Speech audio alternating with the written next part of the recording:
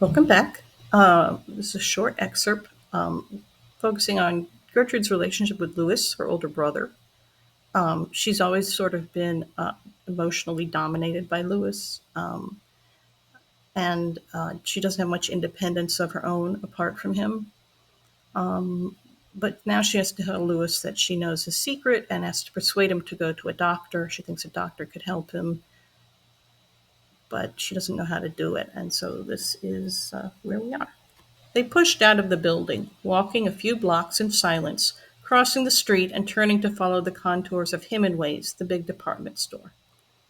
In the recessed main entrance by the revolving doors, a man with only one leg leaned on a pair of crutches. Someone brushed past him, and he shifted, mumbling under his breath.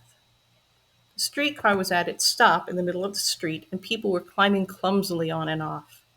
For a minute the sun shone full in their faces, lighting every dust mote in the air, dissolving the people around them.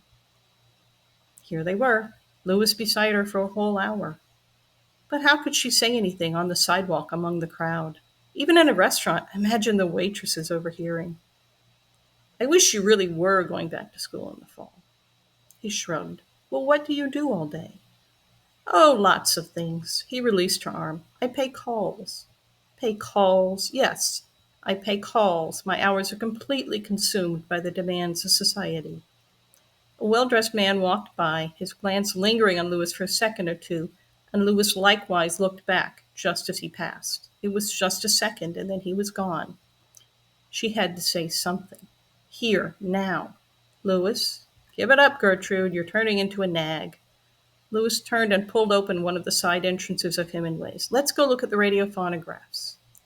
She went through the heavy metal and glass door. They were in the fur department, deserted for the summer. Snowshoes and skis lined the walls. It was as good a place as any. Louis, David told me about this doctor. Yes, don't you get enough free medical advice? Well, this is not for me. She had started wrong.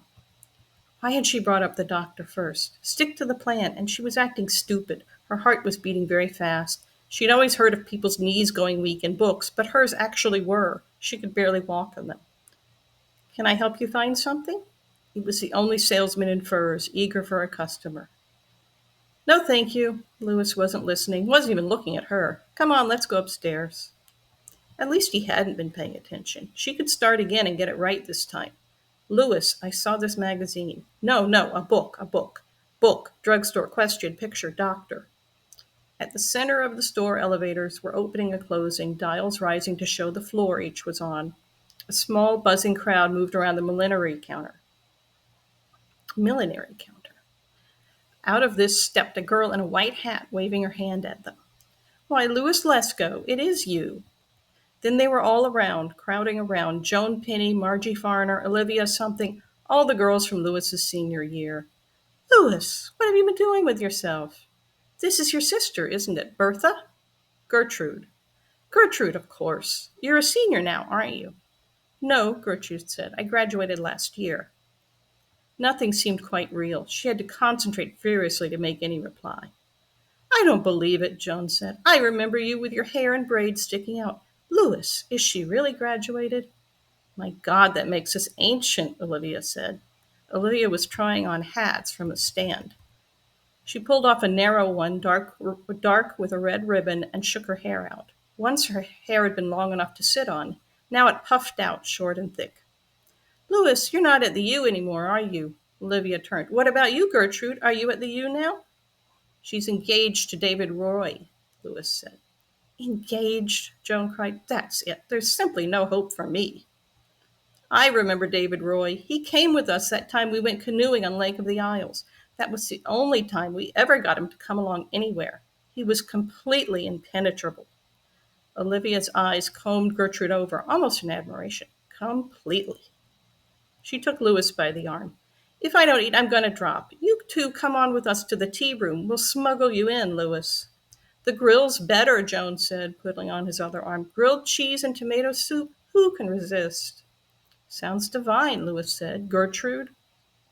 Sit with those girls for an hour, listening to them shriek out names and memories, recall old Mrs. Guest's biology class and whatever happened to... The whole time her brain screaming, Louis, Louis, Louis. the whole time biting her nails, unable to swallow a morsel, trapped again, just as she was trapped at home by the very heaviness of the house and all the things that were never said in it. She looked up, trying to catch Louis's eye, trying to draw him away. I'm not very hungry. I have to get back to work anyway. Louis shrugged. I guess it's just me, girls. Nice seeing you again, Olivia said. Nice seeing you. I'll see you at home, Louis.